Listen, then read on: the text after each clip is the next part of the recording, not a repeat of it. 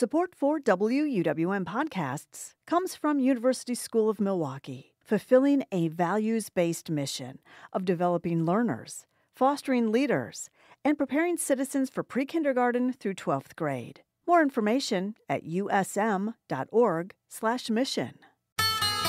From 89.7 WUWM, Milwaukee's NPR, this is Lake Effect. I'm Joy Powers. Reporters at the Milwaukee Journal Sentinel have eulogized 23 young people killed by gun violence. Often in reporting about these shootings in the daily cycle, it's very easy to forget that they are young. Today, we'll learn about the victims and that reporting. Plus, we'll learn how first-generation Vietnamese teenagers influenced new wave music. New wave was not just a sound, a music, a genre, but it was also a world that they built that rebelled against the status quo. All of that is coming up on Lake Effect.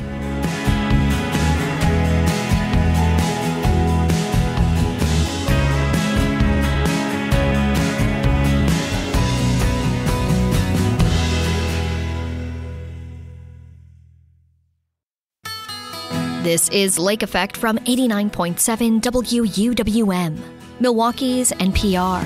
I'm Joy Powers, and thank you so much for joining us. New reporting from the Milwaukee Journal Sentinel examines the lives of 23 Milwaukee public school students who were killed in shootings last year.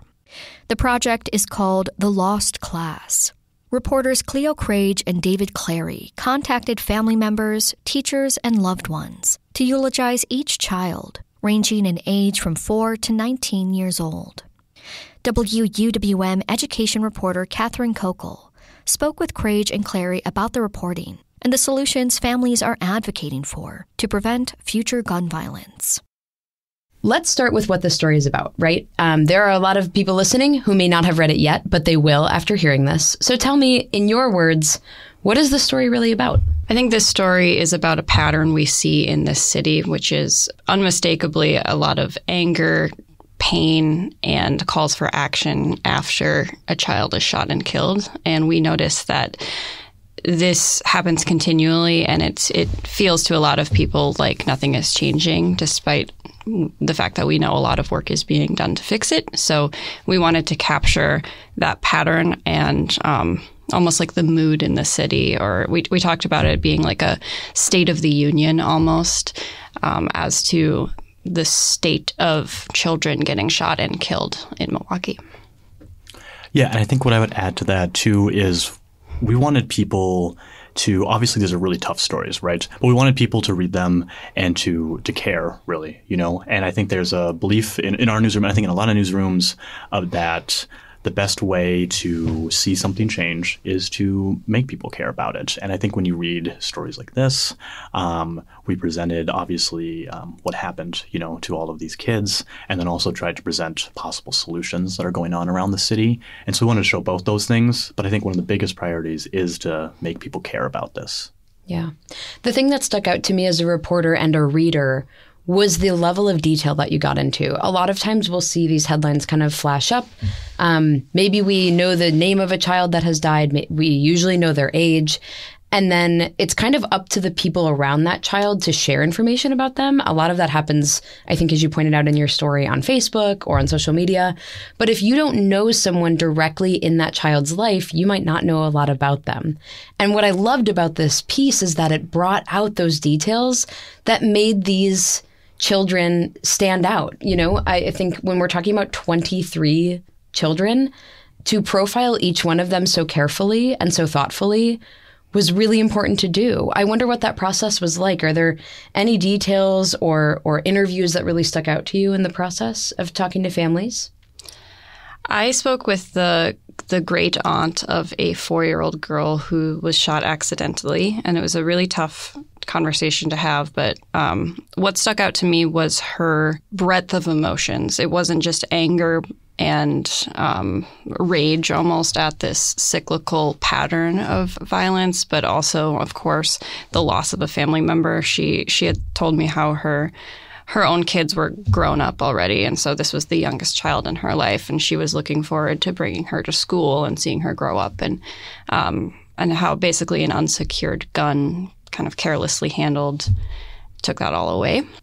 Yeah, I mean, whenever I feel like you're talking with families, parents, extended family who have gone through something like a child being shot and killed, I mean, almost any of the story stands out to you. You can hear their grief, you can hear memories and kind of things like that. But I think what was interesting in a way about this story is some of these, there was some amount of distance from when it happened.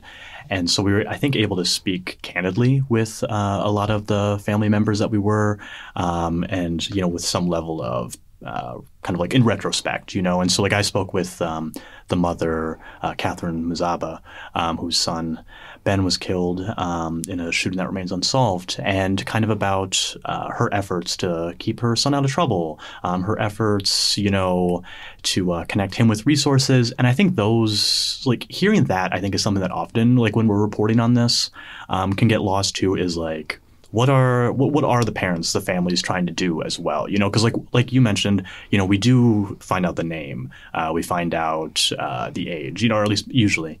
And I think what we don't always hear though in the immediate aftermath is like the story behind, everything that, I don't want to say led up to it, but in the moments before, the days, the weeks, the months before something like this happens, how people are trying to stop it. Yeah. And Catherine's story specifically, she detailed the numerous years that she spent trying to get Ben on the path that she felt was safest for him. I mean, she intervened multiple times in his life before he was shot and killed. And so chronicling that, I think, speaks to all that is being done before something like this happens in our community. Why was right now the right time to tell this story? A lot of it had to do with Superintendent Caselius putting such a spotlight on this issue, and then like Cleo said, like this happens almost in, not to sound too cynical, but like in a cyclical way, right? Like, I report on these things whenever they happen, and there is sort of a cadence that follows, it's a tragedy, the public officials speak out. And so I think when she was sort of taking a step back, and kind of looking at the breadth of it, right? It kind of provided an opportunity for us to do the same thing, kind of get out of the daily machinations of these things and kind of look at the impact this has, not just on families, not just on the city, but on a school district, a classroom, friends, all these different spaces, and I think that was a big impetus for it. Yeah. One of the details that stuck out in the story is you interviewed an MPS teacher who over the years estimates that she has lost 40 students to gun violence, past and present. And that type of realization, I think, was really sobering as a reader to see that this isn't just the parents and the caregivers and the friends of students that are impacted. It's everyone in their life. And to see even a teacher then come to the point where each student that she's lost to gun violence, she had to start typing them, right? She couldn't even keep a handwritten list anymore because the names were so long. I mean, that is a detail that just sticks with you and it gives you that sinking feeling. What do you think about why this was the time to write this piece? I think we intentionally had it come out at the beginning of this school year to remind people that these are children who are still in, middle and high school and elementary school, and that each calendar school year, there will be classes in our city of kids who literally lose a student because of this, and actually multiple classes, multiple schools.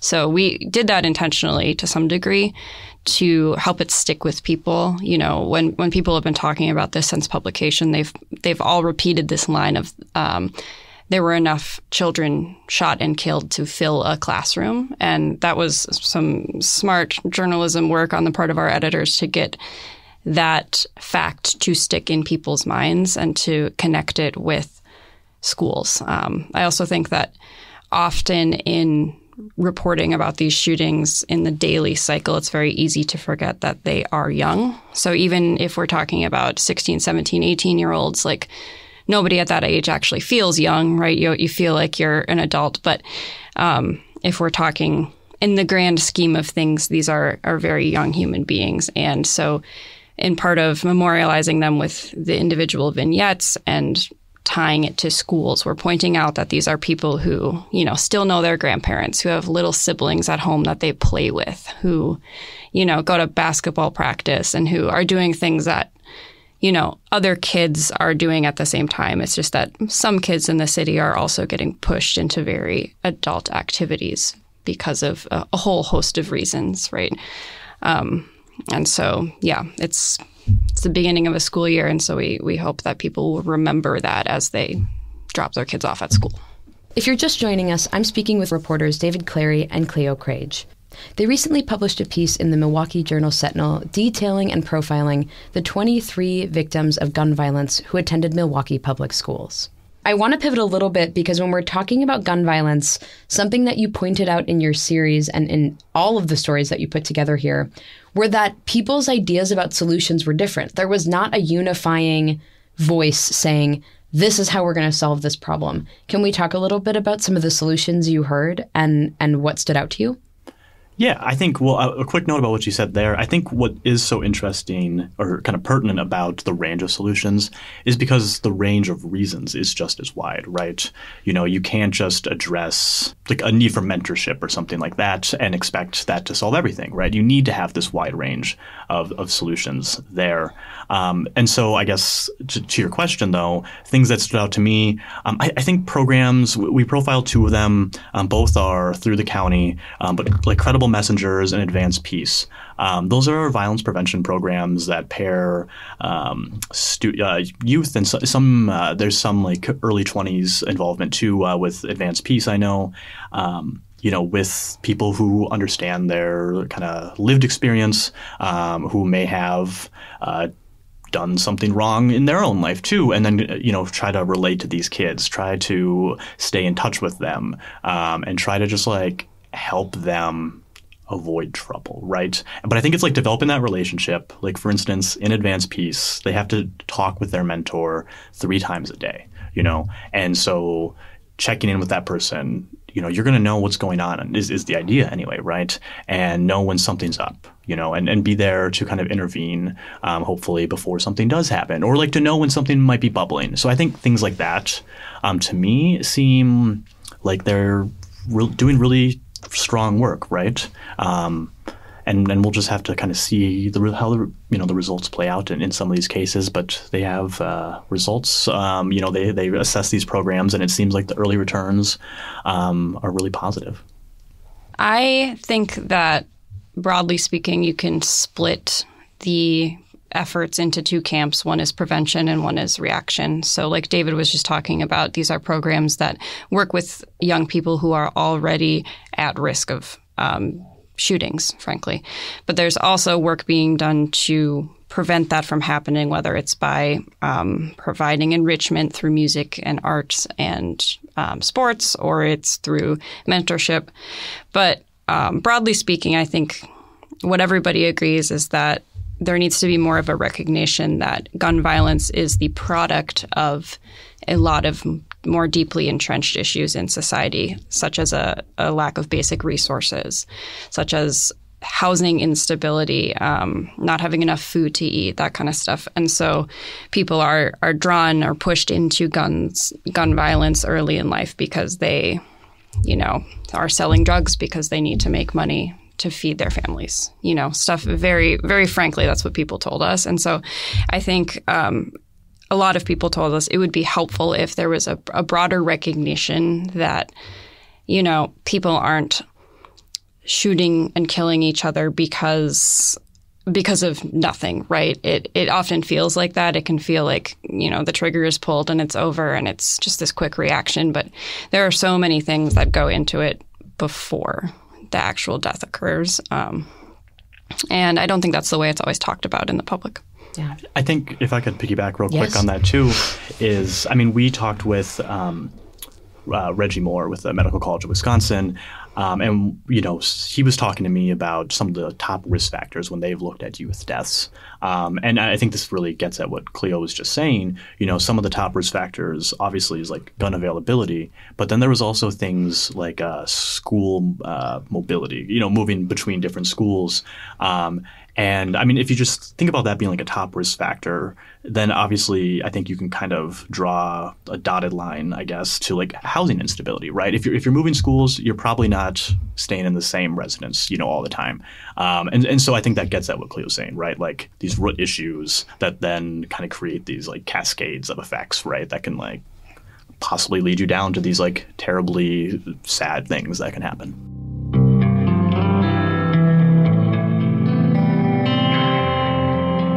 That was Milwaukee Journal Sentinel reporters David Clary and Cleo Crage.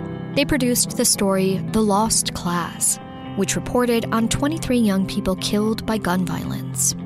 They spoke with WUWM education reporter Catherine Kokel about the project, which they reported with help from interns Mia Thuro, Francesca Pica, Ariela Lopez, and Jack Albright.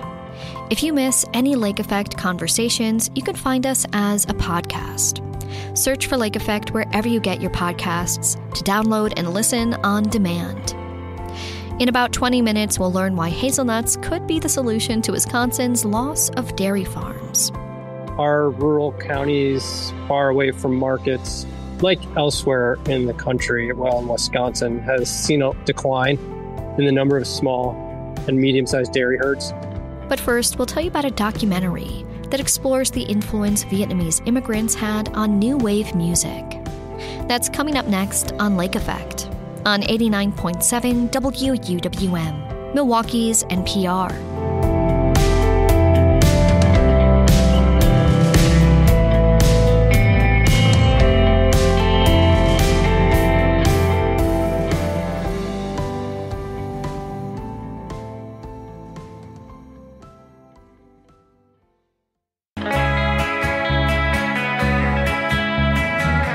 You're listening to Lake Effect on 89.7 WUWM.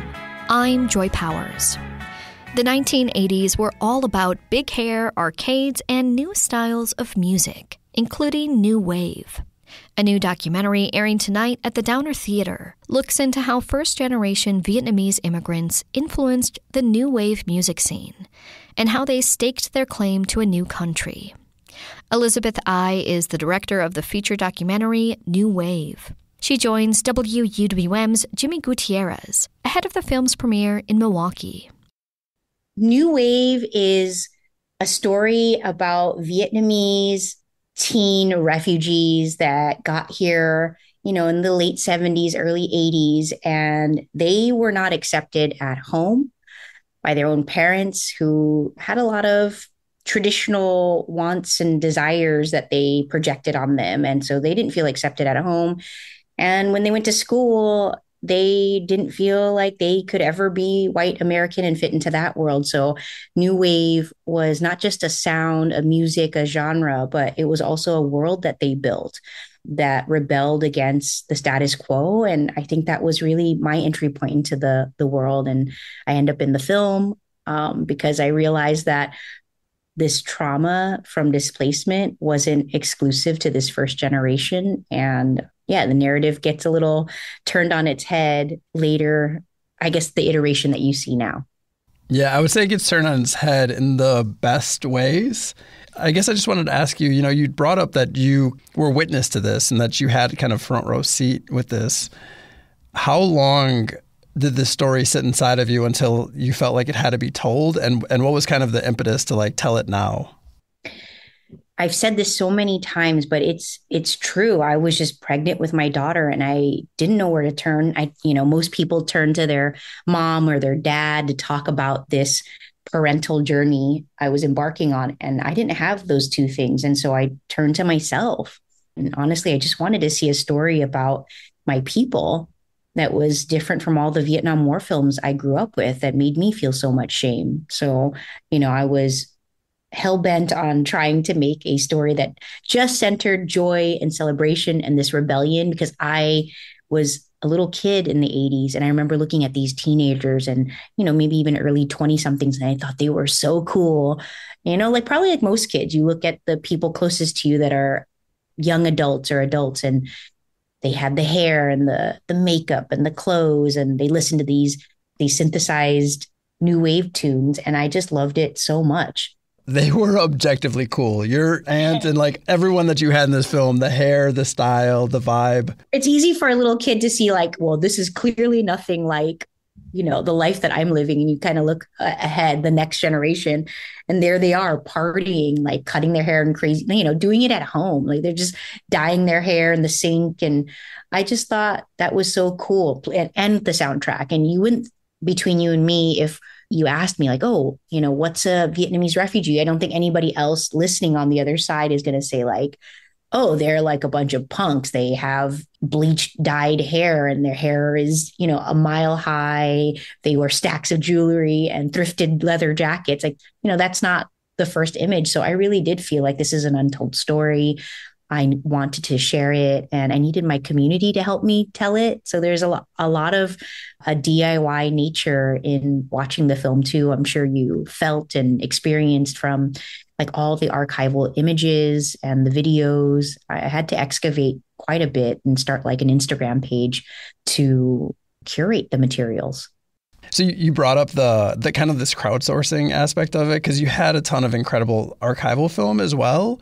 I was curious kind of the participatory nature of the film.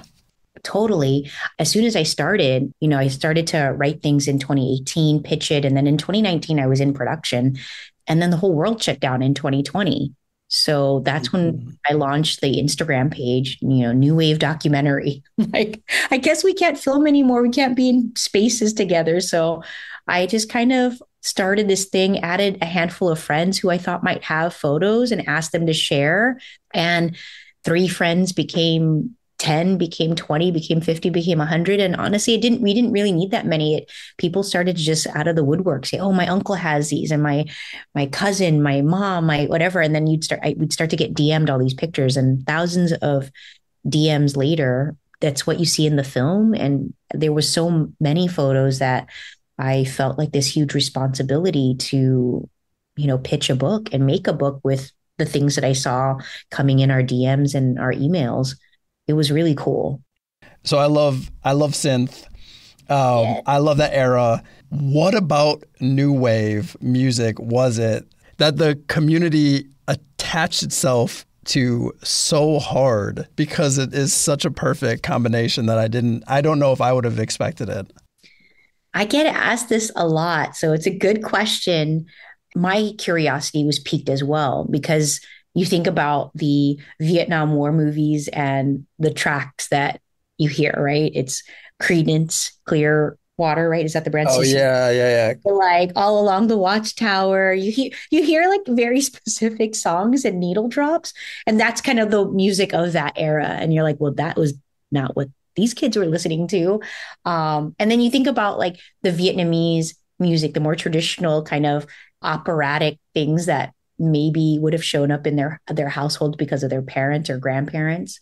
And then I think about them being here in America. And I think that the synth music was already popular in some ways. The Depeche Mode, the Pet Shop Boys, the Duran Durans, but somehow they threw themselves into this Euro disco, the Germans, the Austrians, the Italians, the Dutch that were listening and making this music. So I thought that was really interesting. And I did try to find Patient Zero, but nobody had a matching story. I did make note of so many of these stories, and I even went and interviewed these folks, and there was no 2 stories that matched. And I was like, I don't think this is the point of the film. I know that some people are, yes, it is the point, but for me, I think I really wanted to explore kind of more of why they needed this music, not so much how they got this music. Yeah, absolutely. I think audiences will definitely take that away, and I think there will be characters that they meet along the way that they'll attach themselves to, because I might be a Linda-holic. Thank you for introducing us to the Vietnamese Madonna. Okay, and you talked about traditional Vietnamese music at the time, but can you talk about what her impact was and her importance at the time for the Vietnamese diaspora, contrasting it to that traditional music you touched on? She was such a badass. I don't even know if I can say that on the air. I want to share that it used to be cool until I became a teenager in the 90s. I was like, cringe. I can't believe we don't have our own Madonna. Why do we have to have a Vietnamese Madonna, right? Like, why don't we just have somebody who is like Linda and not associate her with like some sort of copycat culture. But now that I'm, much older and I'm a mom, and I can look back on that and just realize how cool it was to have that moment, to see somebody like her shine so bright and be so bold. Vietnamese culture and traditions are very conservative. Like women, wear these things called ao dai, and it has like this Mandarin collar that covers your entire neck, and the sleeves come all the way down past your wrists, and then their pants. So like just everything's very covered. So for her, just a handful of years being in America and like stripping that all off literally and wearing like a bikini top on a stage with like cut off shorts, or even just like a whole just bathing suit, like sparkly, sequin bathing suit on a stage and just dancing like that. The kids were all about it. And so it was really cool to see us have our own icon in real time, because it wasn't like, Madonna was doing her thing and 10 years later it was Linda. Like the moment she saw it on MTV, she would make her look at the thrift store. She would like run out, buy the things and make the things at home and put it on stage the next day. Hats off to her for her innovative spirit. I think she was just really cool. So I don't know what was it like. I just think that she's a bit of a mercurial character and person, and it was really hard to gain her trust because of how much hate she's received from our community, to be honest. I was just really patient throughout it and gave her years and years until she really opened up and shared more about her story. Another question I had jumping off of that is, this is a story of like new wave music, yes, but also intergenerational trauma, diaspora, refugees, which, you refer to your family as escape artists, which chef's kiss, and then parenting too. And without giving up too much of the film, there's one central character who has a very surprising arc, and a lot of her actions, it feels like, that motivated her and her story that we don't really know much about are trauma responses. How did you feel watching back the story of your mother and sitting with that footage and going through the editing process of getting to know her in a very new way throughout the course of this film? Oh, such a great question. Well, I mean, I guess we're going to have to give it away, and that's okay. That's a part of it, is like being okay to let it go and say it out loud. But new wave, the hair, the clothes, the makeup, the music, yes, all that. But the question that I wanted to answer in some capacity or ask more questions about was, why did they need this music? Why did they need this? And because there was so much pain, there was so much suffering, there's so much struggle in this. And I think like every generation has their struggle, right? And they have something that they lean onto. There is some sort of counterculture that rejects the ideas that other people put on them. I think that for all the characters, really, it was some turning point about this realization, is that they, in the act of rejecting their parents or rejecting society or white culture or whatever it was that was already rejecting them just to have them exist, I think they realized that, there are some casualties in that. They lose time from not talking to their parents, the relationships that are fractured with your siblings. I think that seeing Ian, a person in the film that shared his story with me, that he was estranged from his father for so long, I started to recognize something in me. Honestly, I when I started this project, I didn't see myself in the film at all. In fact, we did make a version where I was not in it at all. I think that after sitting with the footage about Ian and his fractured family, the separation from his mom for almost a decade, and his relationship with his dad, how terrible it was. It made me realize that it wasn't just the first generation, the people who lived through the war, the people who fled by boat, the people who had to rebuild their lives in this country, that somebody like me who was born in this country also is dealing with that trauma. So I think that was the big reason why I had to explore my mother's story, who I didn't know I was estranged from. I had all these excuses and all these canned answers on what our relationship was, what it is, until I had to like face my own story. And then I started to say, I think I'm estranged from my mom. oh God, but when I started to think on it, I think it was 9 years. By the time the film was finished and completed, 10 years had passed that we finally reconnected after a decade. And, time flies, as they say. You don't realize these things. You're just like, oh, I have this.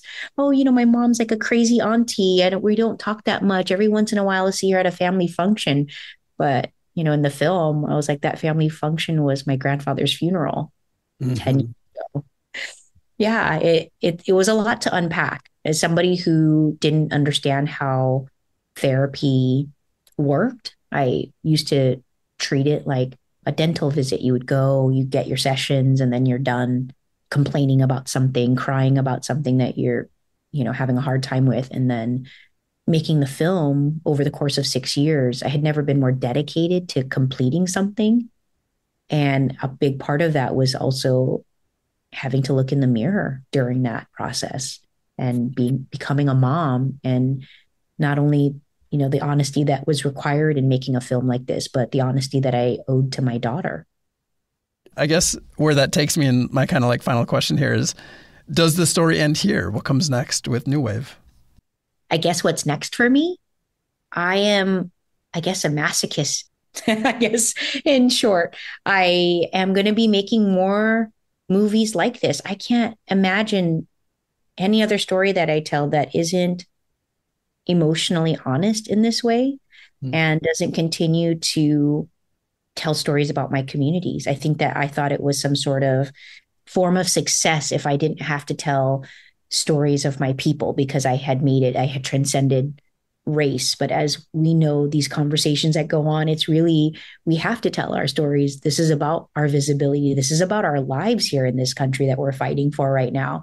They're erasing our narratives. They want to invisibilize us. And yeah, I've never felt more committed to what I'm doing, for better or for worse. I know that the state of our industry is pretty bleak right now, but yeah, I have a lot more stories to tell.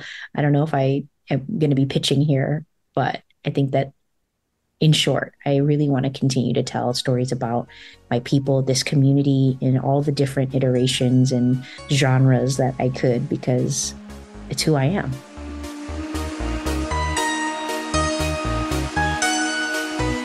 Elizabeth Ai is the director of the feature documentary New Wave. She spoke with WUWM's Jimmy Gutierrez. You can catch New Wave tonight at Milwaukee's Downer Theater. Coming up, we'll learn about the benefits of hazelnut farming in Wisconsin. We don't really have a nut crop for the upper Midwest, particularly Wisconsin and Minnesota. And so this would be our region's first nut crop. That's next on Lake Effect on 89.7 WUWM, Milwaukee's NPR.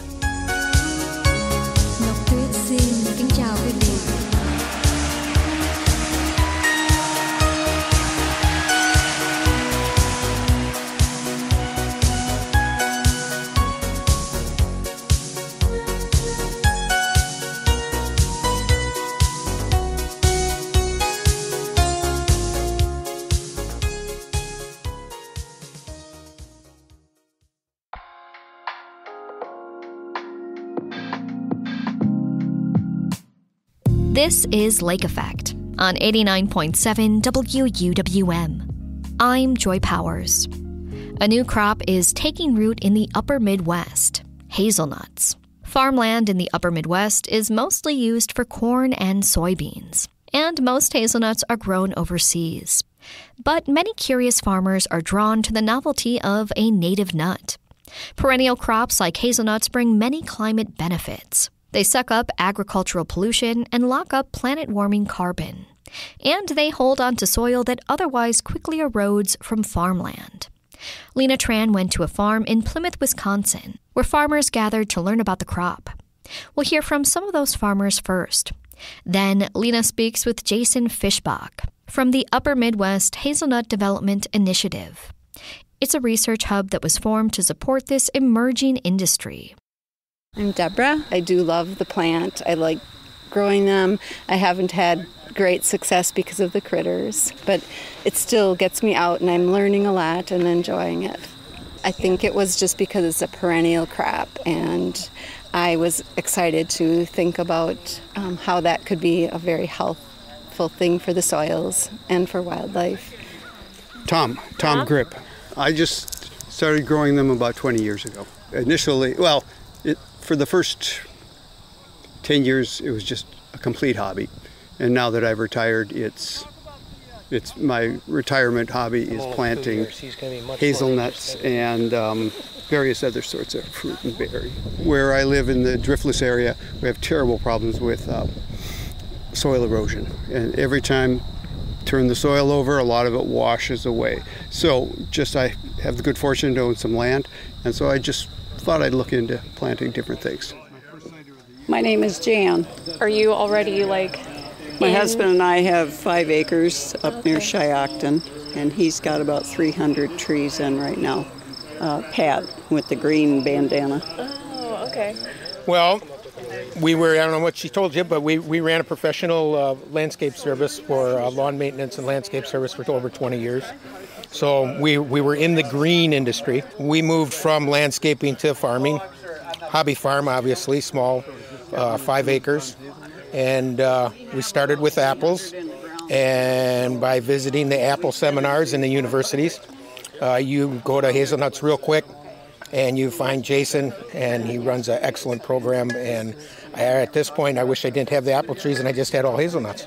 Really? Well, what is it about hazelnuts? I think they're just going to be so easy to grow, and the uniqueness. The uniqueness because it's from here? Uniqueness as in you can't really find anybody that has a hazelnut field like you can an apple field. Being from Appleton, there's probably 20 orchards within 10 minutes of the city. I think we're the only hazelnut orchard within 10 minutes from the city. The biggest challenge, of course, there's always the money, but to do it right. And again, Jason and everybody at the university have been wonderful telling us the correct way to do it, so you don't have to rip it out and do it again and rip it out and do it again. So hopefully we're doing it right the first time. Jason Fischbach with the University of Wisconsin Madison Division of Extension, and I'm the Emerging Crops Outreach Specialist. What is your hazelnut origin story? I don't even remember anymore. Because it's been so long? Yeah, pretty much. So I got interested in hazelnuts when I was in grad school back in 2003. But then when I moved up to Ashland and took a job with UW Extension as the agriculture agent for the 2 counties, one of my charges was to help diversify the ag economy up here. Our rural counties far away from markets, like elsewhere in the country, in Wisconsin, has seen a decline in the number of small and medium-sized dairy herds. So, for example, in Bayfield County, we went from 120 to about 5 dairy farms.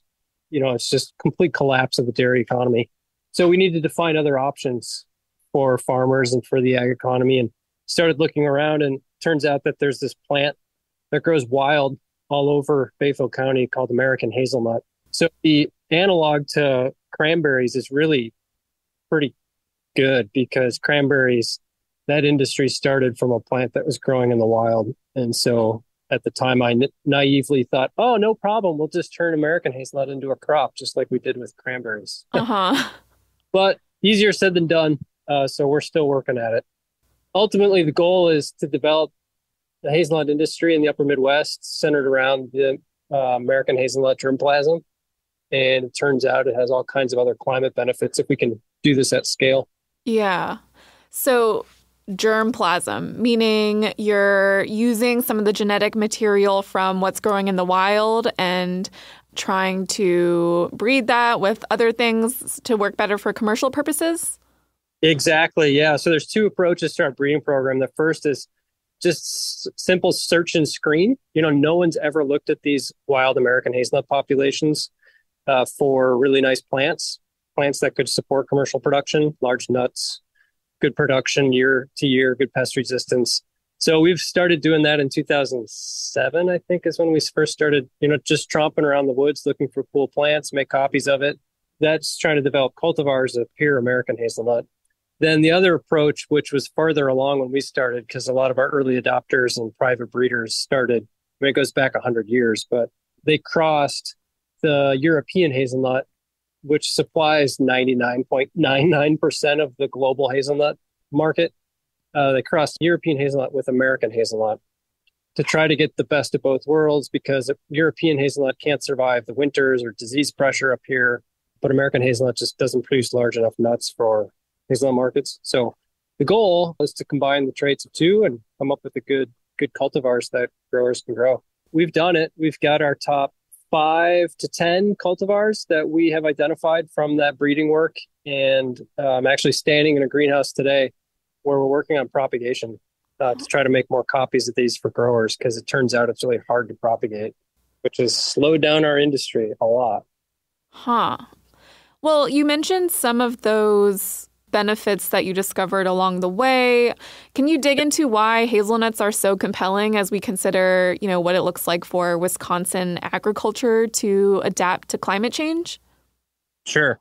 Okay, so the first is the actual change in carbon dynamics from agricultural landscapes, right?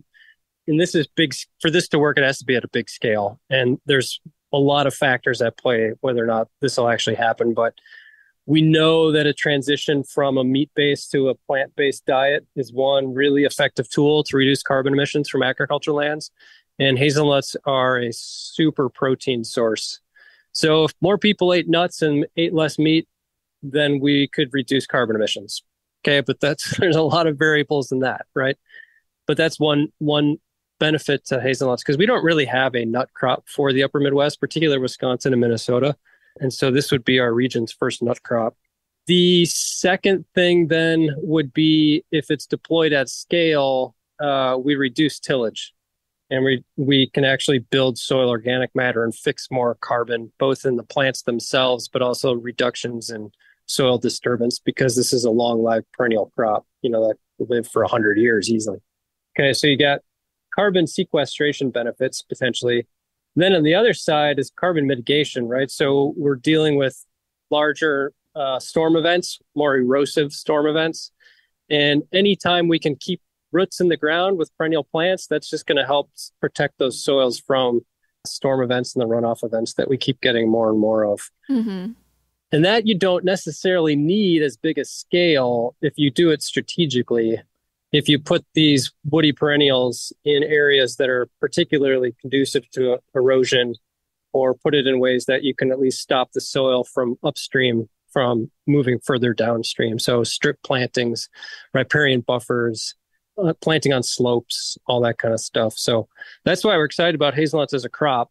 Of course, this goes nowhere unless people start eating hazelnuts. So part of this also is market development. Right. I mean, what does that look like for you? At the end of the day, this is up to farmers and consumers to figure out. But at the university, we're just trying to set the stage for success, applying lessons that we've learned from other crops. So one thing we know is, for a capital-intensive crop like hazelnuts, it's really helpful if you're clustered with other growers, because then it makes it way easier to share things like harvesting equipment, processing equipment. It makes it easier to pool volume so you can access bigger markets. When we get small plantings scattered all over the place, it can make it really hard to develop efficient supply chains. So by working with our grower community up front here and trying to encourage them or help them form grower clusters, that's a big part of what we're trying to do. And that sets the stage then for, hopefully, they can access bigger markets at price points that consumers can pay, and they also can make money. The game then, from a profitability standpoint, is if farmers are just selling a commodity and all of the upstream value added is owned by other people, not the growers, then the growers just aren't going to be successful. So we're trying to help the growers own that value chain so they can capture as much of that retail food dollar as they can, because it's going to make their system better. So that's where something like the American Hazelnut Company, we formed that in 2014. So it gives an opportunity for their member growers to own that value chain and actually produce a value-added product that they can take to market. Because one thing we've seen is, as other industries, other hazelnut production regions grow, oftentimes they're left to just selling to the biggest buyers, and that would be Ferrero. makers Maker of Nutella. of the delicious chocolates. Yep, and roughly 40% of the world's hazelnut supply goes to Nutella. And so, Nutella is a huge product. They have to have low prices. They really squeeze their suppliers. And so you get paid global commodity prices. Right. We would rather our growers produce Nutella, or some version of it, some high grossing, high margin, value added hazelnut product that they own from production of the nuts all the way to the sale to, retail sale to the consumer. Long story short, we're just trying to apply other successes from other industries to our fledgling hazelnut industry, try to set them up for success. This is WUWM's Lena Tran, and you're listening to Lake Effect. My guest is Jason Fischbach. He's with the Upper Midwest Hazelnut Development Initiative. So this hub of researchers and emerging crop specialists, it started back in 2007. I'm curious, what is the challenge that kind of defines this phase of the work? We launched in 2007, and by far the number one priority was genetics, plant breeding, trying to develop improved cultivars. And now that we've at least progressed there, the number one bottleneck by far is propagation. If we can't get copies of these good plants out to growers, we've got nothing.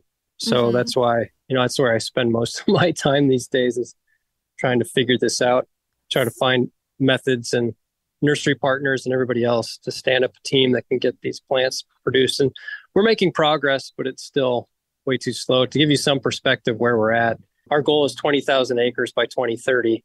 That's going to require 9 million plants. Right now, we're producing maybe 1,500 to 2,000 a year. So we've got a long way to go. And this is just kind of like a quirk of the plant itself. It's hard to get. So there's different methods that you use, but a pretty common one is via stem cuttings. So you take a piece off the mother plant and you stick it in soil with some rooting hormone, and ideally it grows roots and then continues growing. This is how it's done with many different industries. Hazelnuts don't do that. We're making progress figuring out a protocol for how to do it, but it's not working very well. The other way that woody crop industries are propagated, tissue culture, where you're generating a new cell from a single bud and you're doing it in the lab and then growing out those microplants. And hazelnuts also don't do well in tissue culture. It appears it has something to do with American hazelnut, which is, we think, because it's adapted to really dry, sandy soils, its stress response is to just stop growing and go dormant. The last thing we want the plant to do when it's being propagated, it needs to be actively growing. So anytime we take a cutting or do something as part of the propagation process, we're disturbing that plant. It's in stress mode, and so it stops growing. So that's what we're fighting against, is that in American hazelnut. But of course, it's not all American hazelnut plants, right? There's some genotypes that are relatively easy to propagate. Just turns out it's not the ones that we want to propagate. Yeah. That's so interesting. Like, what is your relationship with hazelnuts now? Almost 20 years later, it's your white whale. It's really stubborn. How do you think about this thing in your life? That's a good question. It definitely, there are days of frustration, but then you get out there in the field in the fall and you see the potential of these top plants. You see these plants just loaded with hazelnuts.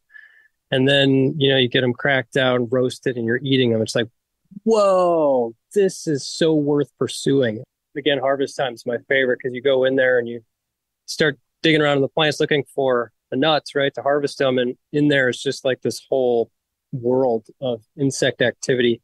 Katydids, walking sticks all over the place, tree frogs, moth larvae. I mean, it's just this whole world that you've brought into the agricultural field that wasn't there before.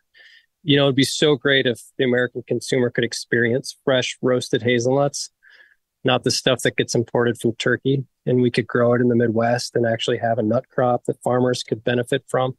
You go out to Oregon or California, and nuts are huge and they're really lucrative, profitable crops. Our growers in the Midwest don't have a crop like it. So that's what keeps me going, is the potential. You're tackling these challenges, trying to solve problems for the people that might follow you, but you're working on long timescales here.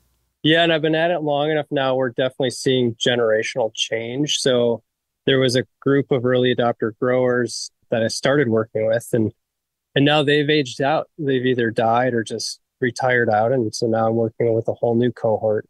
We want younger active farmers that are ready to take on a 15 to 20 year project because we feel like we're far enough along and that we can start scaling production.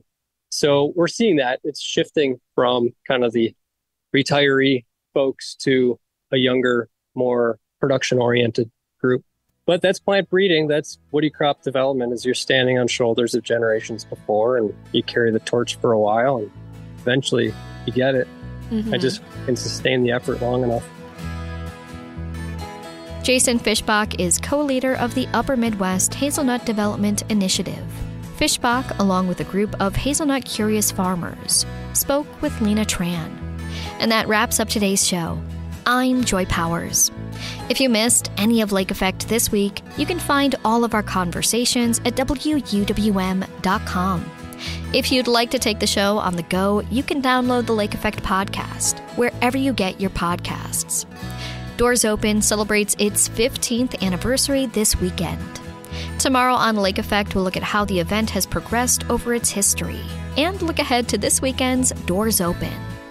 Thanks so much for joining us right here on listener-supported 89.7 WUWM, Milwaukee's NPR.